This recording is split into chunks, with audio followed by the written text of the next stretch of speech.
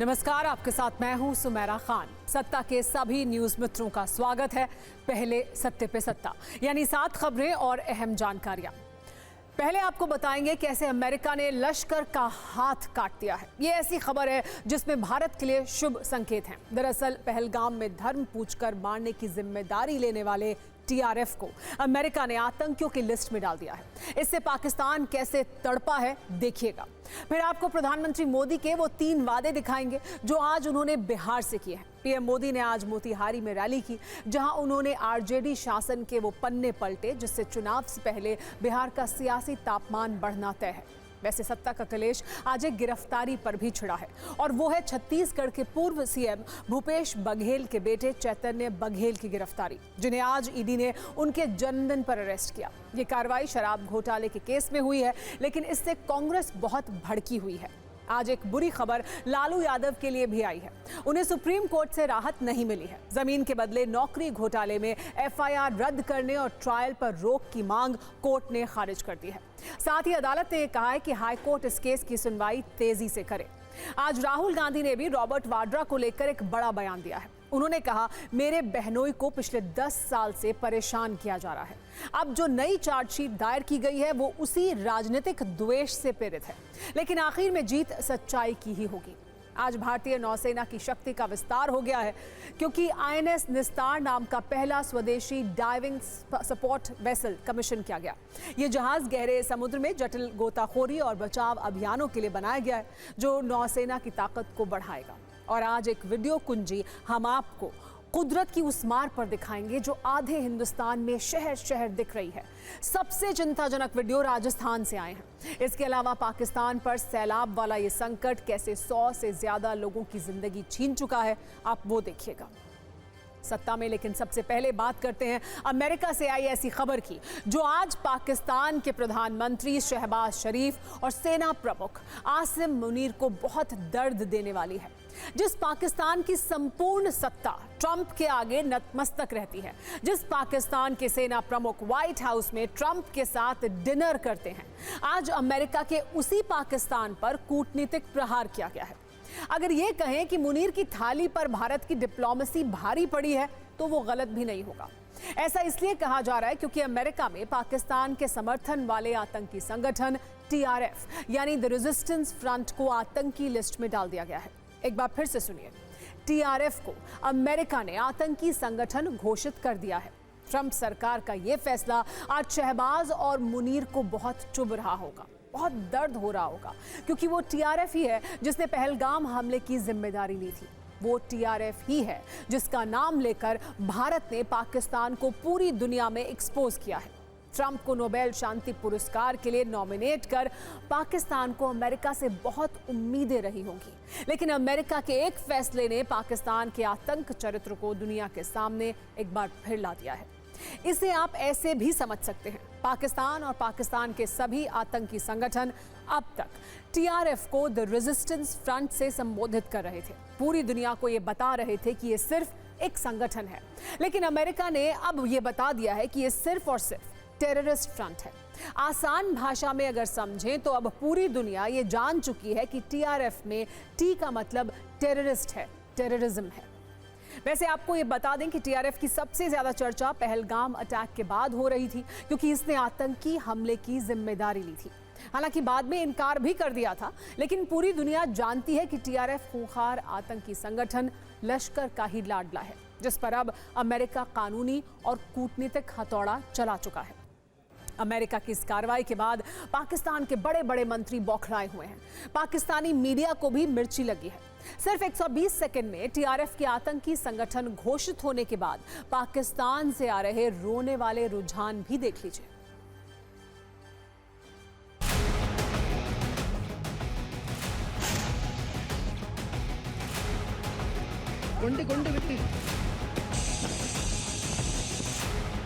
I think ये भारत की कूटनीति, भारत की डिप्लोमेटिक विक्ट्री बहुत बड़ी जीत है। अब हमारी दूसरी कोशिश होनी चाहिए कि इसको यूएन डेजिग्नेटेड टेररिस्ट डिक्लेयर करवाया जाए।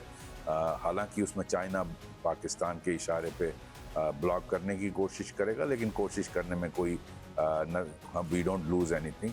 क्या होता है कि जैसे ही पाकिस्तान की ये टेररिस्ट ऑर्गेनाइजेशंस को स्टेट डिपार्टमेंट या यूएन जो है वो उनको टेररिस्ट ऑर्गेनाइजेशन डिक्लेयर करता है, ये नाम बदल देते हैं उसका। ऑर्गेनाइजेशन वही रहती है, लोग वही रहते हैं, काम वही कर रहे होते हैं। वो कि अमेरिका को पाकिस्तान को एक टेररिस्ट स्टेट डिक्लेयर करना चाहिए जो स्टेट स्पॉन्सर्ड टेररिज्म जो है इस्तेमाल करता है as a state policy. America के विदेश मंत्री मार्को रूबियो ने बाकायदा बयान जारी कर, दस्तावेज जारी कर पूरी दुनिया को ये बताया कि टीआरएफ वैश्विक आतंकी संगठन है। हमारे पास वो डॉक्यूमेंट मौजूद है जिसमें ये भी दर्ज है कि टीआरएफ लश्कर का लाडला है। आपको विस्तृत रूप से इसकी जानकारी देते हैं। ये देखिए, आइए हम आपको बताते हैं कि अमेरिका ने कहा है कि टीआरएफ लश्कर तैयबा का मुखौटा है। देखिए, ये वो डॉक्यूमेंट है जिसमें साफ तौर पर बताया गया है और इस डॉक्यूमेंट में बताया गया है कि देखिए, TRF Lashkar Taiba LET front and proxy, इसके बारे में यह भी कहा गया कि अप्रैल 22, 2025 को पहलगाम अटैक जो हुआ था जिसमें 26 सिविलियंस मारे गए थे जिनको धर्म पूछकर मारा गया था। This was the deadliest attack on civilians in India since 2008 Mumbai attacks conducted by LET. और एलईटी का यानी लश्कर तैयबा का ये फ्रंट है, ये साफ तौर पर इसमें कहा गया है। अमेरिका ने स्वीकार किया, इस डॉक्यूमेंट में ये साफ तौर पर लिखा कि टीआरएफ लश्कर तैयबा का ही मुखौटा है। टीआरएफ ने भारत में पहलगाम हमले की जिम्मेदारी ली थी, ये भी इसमें बताया गया है। टीआरएफ ने भारतीय सुरक्षा बलों पर कई हमलों की जिम्मेदारी इससे पहले ली थी। ये अमेरिका के राष्ट्रपति ट्रंप की पहलगाम हमले के लिए न्याय दिलाने की कोशिश है। ट्रंप सरकार आतंकवाद के खिलाफ मजबूती से खड़ी हुई है। ये आतंक के खिलाफ अमेरिका का वो संदेश है जिसे आज पूरी दुनिया को देखना चाहिए और ये समझ लेना चाहिए कि कैसे पाकिस्तान आतंकियों का समर्थन करता है, आतंकी संगठनों को संरक्षण देता है। पाकिस्तान सिर्फ ये ढोंग करता है कि वो भी आतंकवाद से पीड़ित है।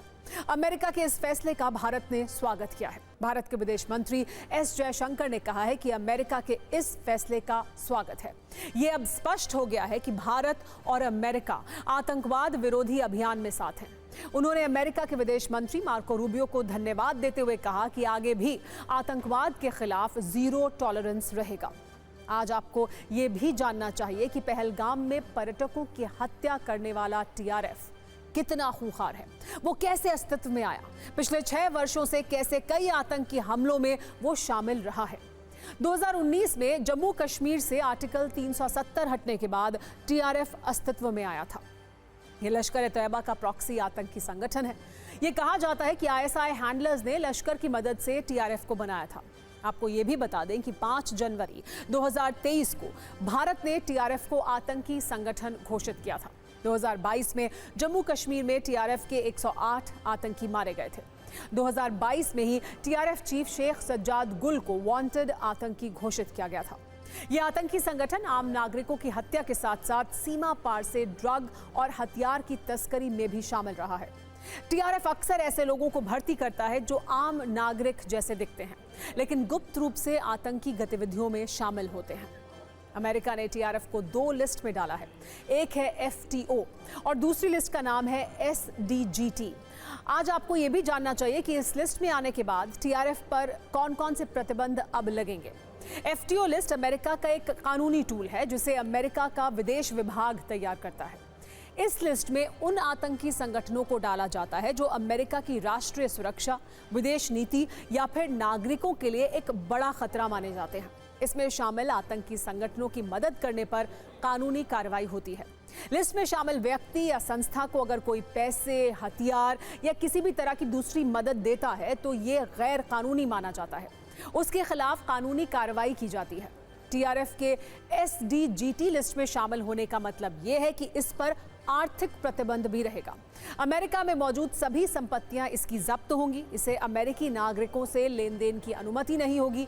टीआरएफ को अमेरिकी संस्थानों से लेन देन की अनुमति भी नहीं होगी।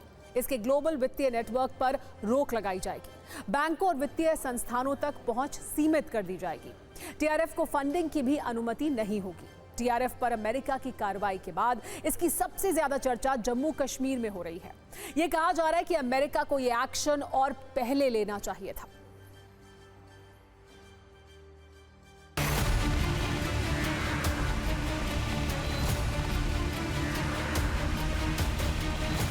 देखिए, मैं आपसे बताऊं, वो इन्वेस्टिगेशन के नीचे है जब तक इन्वेस्टिगेशन पूरी नहीं हो जाती इसमें तबसरा करना गलत है। आप ये मानकर चलिए कि जब जब अमेरिका के अपने ऊपर आती है तो तब तभी उन परिस्थितियों में उसे पता चलता है कि कौन सी ऑर्गेनाइजेशन जो है वो टेरर जो है वो फैलाती है।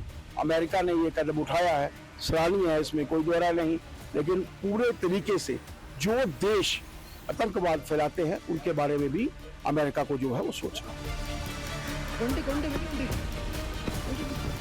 करना चाहिए। बहुत पहले करना चाहिए था, लेकिन हम ज़्यादा कुछ भी एक्सपेक्ट नहीं करते हैं यूएसए की तरफ। हम लोग ज़्यादा उनके ऊपर ज़्यादा भरोसा नहीं करते हैं, बट ये बहुत पहले करना चाहिए था। पूरा वर्ल्ड जानता है, वो सब ऑर्गेनाइजेशन टेरर फैलाते हैं देश के अंदर, कहीं पर भी वर्ल्ड में कहीं पर भी, उनको जैसे कुछ होता है एकदम बैन करना चाहिए। जो कुछ हमारा भी हुआ है, पिछला वाकया घटा है, इतनी कमज़ोर इच्छा शक्ति के साथ नहीं कि हम किसी के बटन दबाने के ऊपर रुकेंगे। अगर हमने फैसला कर लिया तो फिर दो फाड़ करके हटेंगे। इंदिरा जी की तरह होनी चाहिए इच्छा शक्ति। देश को इंदिरा गांधी की ज़रूरत है। पूरी खबर का निष्कर्ष यही है कि अमेरिका ने टीआरएफ पर कार्रवाई जरूर की है, लेकिन ये संदेश पाकिस्तान के लिए है, ये संकट पाकिस्तान के लिए है और कई फ्रंट पर घिरे पाकिस्तान के लिए ये किसी चुनौती से कम नहीं है। आपको 3 चुनौतियों से बताते हैं कि कैसे पाकिस्तान का पिटाई कार्यक्रम चालू है। पहली चुनौती यह है कि अमेरिका ने पाकिस्तान समर्थित टीआरएफ को आतंकी संगठन घोषित कर दिया है, जिसकी पूरी कहानी हमने आपको अभी बताई। चुनौती नंबर 2 ये है कि बलूच विद्रोहियों के आगे मुनीर की सेना सरेंडर मोड में है, पाकिस्तान के जवान मैदान छोड़कर भाग रहे हैं। और तीसरी चुनौती पाकिस्तान के वजीरिस्तान से है, जहां सेना के खिलाफ बगावत हो रही है। अमेरिका ने तो शहबाज शरीफ और आसिम मुनीर का दर्द बढ़ाया ही है। इन दोनों के लिए पाकिस्तान में भी संकट काल चल रहा है। पाकिस्तान के भीतर बगावत की वो आग है जिसे शांत कर पाना अब ना शहबाज के बस की बात लग रही है और ना आसिम मुनीर की सेना कुछ कर पा रही है। बगावत की इस आंधी में पाकिस्तान की सेना 2 फ्रंट पर फंस चुकी है। एक तरफ बलूचिस्तान की आज़ादी की जंग अपने सबसे निर्णायक मोड़ पर पहुंच चुकी है, जहां बलोच विद्रोहियों के सामने आसिम मुनीर की फौज ने घुटने टेक दिए हैं। इसकी वजह है बलोच विद्रोहियों के ताबड़तोड़ और घातक हमले। दूसरी तरफ है खैबर पख्तूनख्वा, वहां से भी मुनीर सेना के लिए संकट की सीधी डिलीवरी हो रही है। टीटीपी लड़ाकों के हमले तो हो ही रहे हैं, अब खैबर पख्तूनख्वा प्रांत के लोगों ने भी विद्रोह कर दिया है।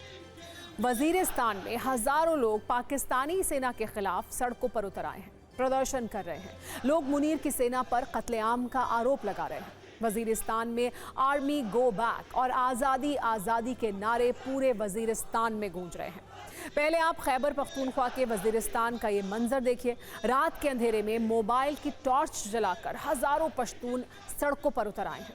वो सभी चीख चीख कर नारे लगा रहे हैं, है हक हमारा आज़ादी, हम छीन के लेंगे आज़ादी। वजीरिस्तान में लग रहे आज़ादी के ये नारे जनरल मुनीर के पैरों तले की ज़मीन खिसका रहे हैं। इस्लामाबाद में पीएम शहबाज शरीफ भी आज़ादी के ये नारे सुनकर बेचैन हैं। दोनों को ये समझ में नहीं आ रहा है कि पहले बलूचिस्तान को संभालें या फिर खैबर पख्तूनख्वा को कंट्रोल करें। खैबर का वजीरिस्तान इलाका अचानक से क्यों सुलग उठा है? वजीरिस्तान में पाकिस्तानी सेना के जुल्म सितम की क्रूर कहानी क्या है, इसको भी समझ लीजिए। दरअसल वजीरिस्तान के लोग यहाँ आए दिन होने वाले सैन्य ऑपरेशन, फर्जी मुठभेड़ और निर्दोष लोगों की गिरफ्तारी से परेशान हैं। अब तो हालात ये हैं कि पाकिस्तान की सेना अपने ही देश में एयर स्ट्राइक करने लगी है, खुलेआम बम बरसा रही है। कुछ दिन पहले ही पाकिस्तानी सेना में खैबर पख्तूनख्वा में हमला कर अपने ही देश के 4 मासूमों की जान ले ली थी, जिसके बाद लोगों का गुस्सा भड़का हुआ है। ये मांग की जा रही है कि टीटीपी के नाम पर सेना का ये कत्लेआम अब बंद होना चाहिए। इतना ही नहीं, पाकिस्तानी आर्मी ने पिछले कुछ दिनों में वजीरिस्तान से 1000 से ज्यादा युवाओं को गिरफ्तार कर लिया है। इसी अत्याचार से परेशान होकर पश्तून घरों से बाहर निकल आए हैं। उन्होंने आर्मी के खिलाफ मोर्चा खोल दिया है। छीन के लेंगे आजादी वाले नारे बुलंदी के साथ लगाए जा रहे हैं। टीटीपी के खिलाफ ऑपरेशन के नाम पर आम पश्तूनों के संवैधानिक अधिकार जिस तरह फौजी बूटों से कुचले जा रहे हैं, उससे बगावत की आग भड़कती जा रही है। आपने क्रिया की प्रतिक्रिया वाला नियम सुना होगा। खैबर और बलूचिस्तान में इन दिनों यही हो रहा है। सेना आम लोगों पर जुल्म कर रही है तो जवाब में पाकिस्तान की फौज के जवान भी मारे जा रहे हैं। पिछले कुछ वर्षों की अगर बात करें तो खैबर पख्तूनख्वा में टीटीपी लड़ाकों के सामने पाकिस्तान की सेना का बुरा हाल है। 2023 से अब तक सिर्फ खैबर में ही करीब 1500 पाकिस्तानी सैनिक मारे जा चुके हैं। 2025 में ही अब तक 300 से ज्यादा हमले हो चुके हैं, जिनमें 200 से ज्यादा पाकिस्तानी सैनिक मारे गए हैं। टीटीपी से इतनी मार खाने के बाद भी आसिम मुनीर की अकड़ कम नहीं हुई है। आसिम मुनीर कह रहे हैं कि टीटीपी के आतंक को पूरी ताकत से कुचल देंगे, लेकिन आसिम मुनीर को खैबर पख्तूनख्वा के सीएम अली अमीन गंडापुर की सलाह पर जरूर ध्यान देना चाहिए, जो ये कह चुके हैं कि टीटीपी को जंग से नहीं हराया जा सकता है। वो ये भी कह चुके हैं कि मिलिट्री को अपने ऑपरेशन रोक देने चाहिए, लेकिन मुनीर है कि सुनने को ही तैयार नहीं है। अब इस टकराव का खामियाजा आम पश्तून भुगत रहे हैं। वो पाकिस्तान की फौज की क्रूरता में अपनों को खो रहे हैं सत्ता में। लेकिन अब दो बड़ी राजनीतिक कुंजी, जिसमें एक खबर बिहार से है और दूसरी खबर छत्तीसगढ़ से है। पहली कुंजी बिहार से है, जहां आज पीएम मोदी ने एक रैली को संबोधित करते हुए पटना को पुणे और मोतिहारी को मुंबई जैसा बनाने का ऐलान किया।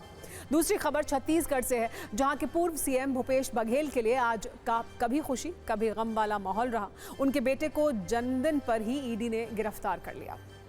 बिहार से इसी वर्ष बिहार में क्योंकि चुनाव है और तैयारियों में न विपक्ष पीछे रहना चाहता है और न ही सत्ता पक्ष। एनडीए की इन्हीं तैयारियों को और धार देने के लिए पीएम नरेंद्र मोदी ने आज बिहार के मोतिहारी में रैली की। यहां उनके साथ सीएम नीतीश कुमार भी मौजूद थे। पीएम मोदी ने पहले 700 करोड़ रुपए की योजनाओं की शुरुआत की, फिर विपक्ष पर खूब हमला किया, जिसमें मुख्य रूप से लालू यादव के कार्यकाल की याद दिलाना शामिल था। मोतिहारी की रैली में पीएम मोदी की एंट्री रोड शो की तरह हुई। पीएम खुली गाड़ी से लोगों का अभिवादन करते हुए मंच तक पहुंचे। उनके साथ मुख्यमंत्री नीतीश कुमार और दोनों डिप्टी सीएम भी मौजूद थे। इस दौरान उनकी गाड़ी पर फूलों की बारिश होती रही। मोदी मोदी और भारत माता के नारे लगते रहे। इसके बाद पीएम मोदी ने मोतिहारी में एक सभा को भी संबोधित किया। उन्होंने यहाँ कहा कि दुनिया में जैसे पूर्वी देशों का दबदबा बढ़ रहा है, वैसे ही भारत में ये दौर हमारे पूर्वी राज्यों का है। आने वाले समय में मुंबई की तरह मोतिहारी और गुरुग्राम की तरह गया होगा। 33 मिनट के भाषण में पीएम ने कांग्रेस, आरजेडी और यूपीए के शासनकाल की याद दिलाई और कहा कि इन दलों ने बिहार को लूटने का काम किया है। एक बार सुनिए उन्होंने क्या कहा। जैसे दुनिया में पूर्वी देश विकास की दौड़ में आगे जा रहे हैं, वैसे ही भारत में ये दौर हमारे पूर्वी राज्यों का है।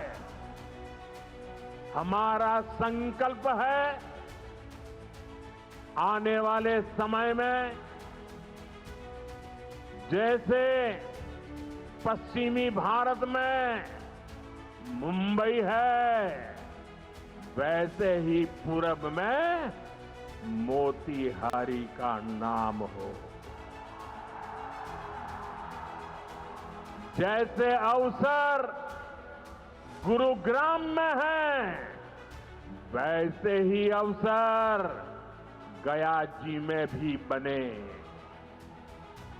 पुणे की तरह पटना भी, वहां भी औद्योगिक विकास हो। साथियों, आरजेडी के वो लोग आपको कभी रोजगार नहीं दे सकते। जो लोग रोजगार देने के नाम पर आपकी जमीनें अपने नाम लिखवा लेते हैं, आप याद रखिए, एक और लालटेन का दौर वाला बिहार था, एक और ये नई उम्मीदों की रोशनी वाला बिहार है। कांग्रेस और आरजेडी गरीबों, दलितों, पिछड़ों और आदिवासियों के नाम पर राजनीति करते आए हैं, लेकिन बराबरी का अधिकार तो दूर, ये परिवार से बाहर के लोगों को सम्मान तक नहीं देते। इन लोगों का अहंकार आज पूरा बिहार देख रहा है। पीएम मोदी की इस रैली से पहले विपक्ष की तरफ से उन पर तीखे राजनीतिक हमले किए गए। तेजस्वी यादव ने एक लंबा चौड़ा सोशल मीडिया पोस्ट किया जिसमें कटाक्ष की मात्रा काफी ज्यादा थी। उन्होंने अपने पोस्ट में सावन में मटन पार्टी, मोतिहारी चीनी मिल ना खुलवा पाने का दोष और अपराध के लिए पूर्व की सरकारों को दोष देने की सलाह दी थी। हालांकि नीतीश कुमार और बीजेपी दोनों पीएम मोदी की तारीफ करते नहीं थक रहे हैं। दावा कर रहे हैं कि पीएम मोदी बिहार को सौगात दे रहे हैं। इतना काम इन्होंने अभी हाल में किया है और भी ज्यादा सब जगह घूम घूम करके एक एक जगह के लिए काम कर रहे हैं। इसलिए मैं उनका नमन करता हूं और इतना ज्यादा बराबर हर महीने एक न एक बार आ करके कहीं न कहीं जा रहे हैं, तो मैं उनका नमन करता हूं। बहुत अच्छा काम वो कर रहे हैं। प्रधानमंत्री जी मोतिहारी आए लेकिन शर्म से सर नीचे उनका नहीं झुका हुआ देखा, आत्मबल कमजोर देखा। शुगर मिल खुल गया, चाय पी लिए, और जब नहीं खोले थे तो बगल में रीगा था तो तेजस्वी जी ने खोली थी शुगर मिले, वहां से चिनिया मंगा करके पी लेते ना चायवा। कई लोग पूछते हैं कि मोदी जी आते हैं बिहार को क्या क्या देते हैं।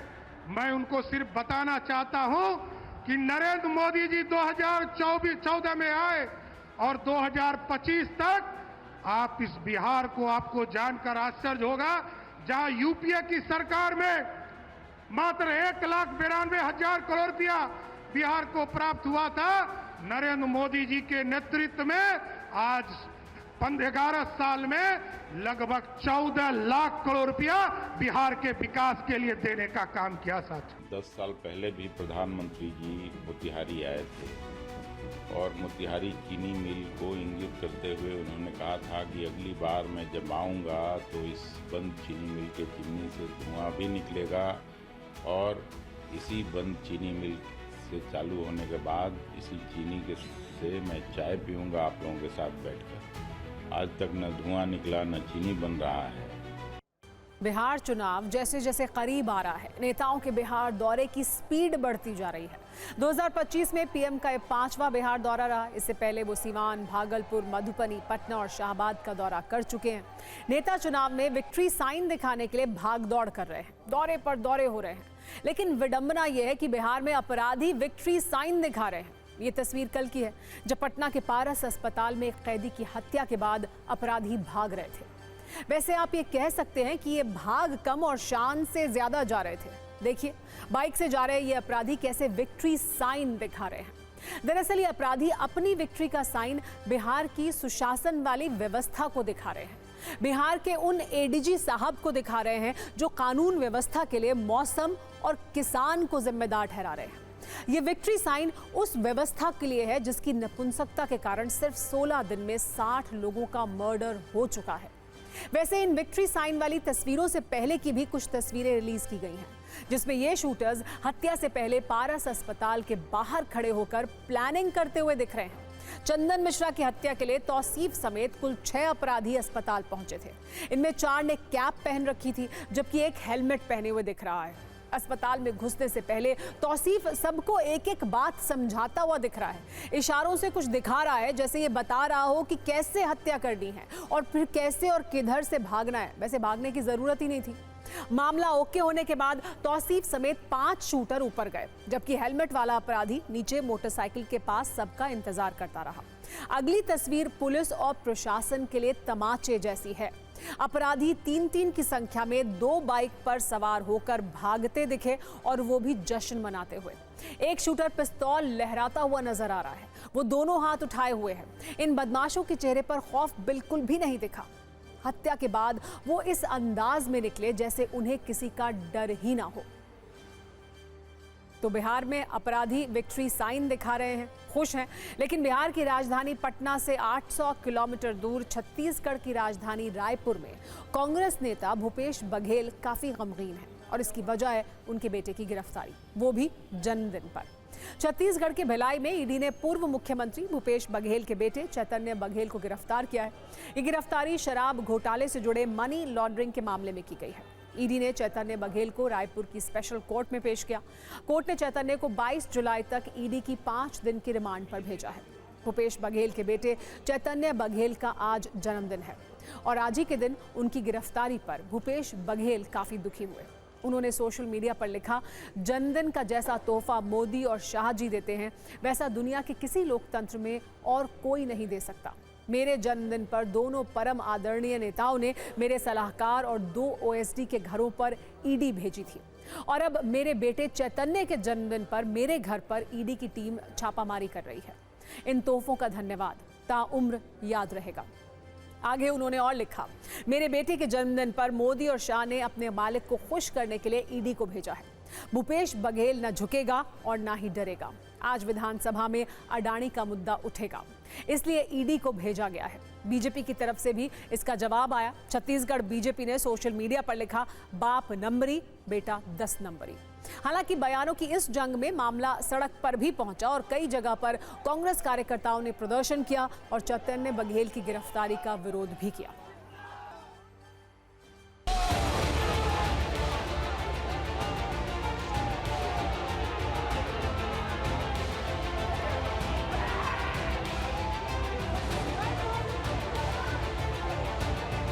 भाई कवासी लखमा भी टारगेट किया, देवेंद्र यादव टारगेट किया, अभी मेरे बेटे को टारगेट कर रहे हैं। इसका मतलब ये है दबाने की कोशिश कि कोई आवाज़ अडानी खिलाफ ना बोल सके। हर बार स्पेशल ओकेशन को ही टारगेट कर रहे हैं, उसकी गिरफ्तारी हो रही है लगातार। देखिए, हम लोग डरने वाले नहीं हैं, न डरेंगे, न झुकेंगे, न टूटेंगे।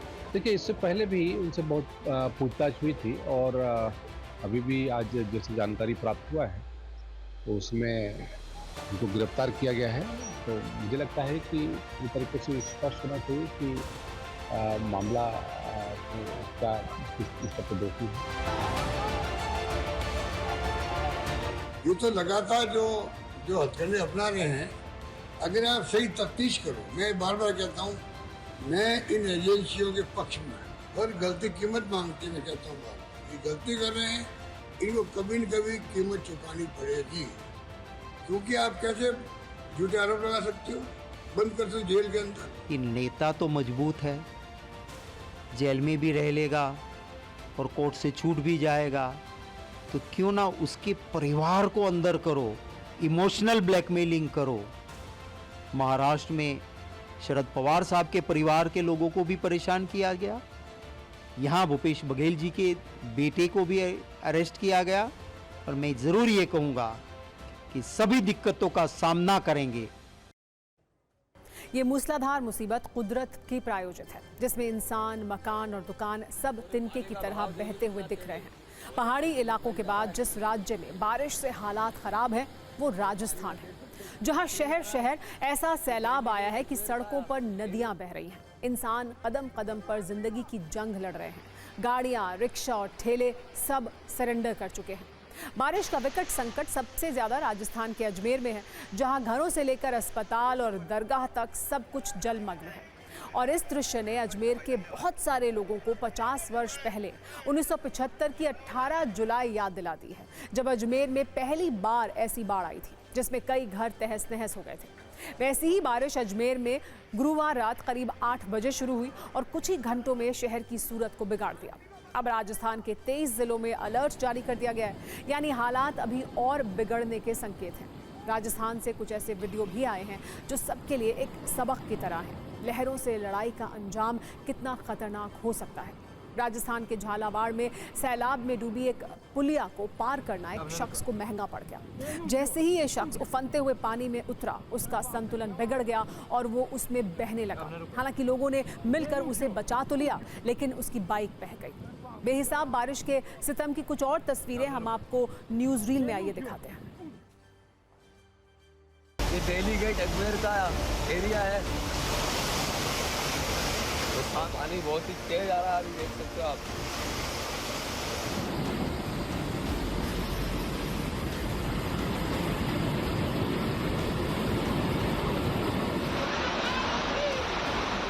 जो नुकसान है, जो नुकसान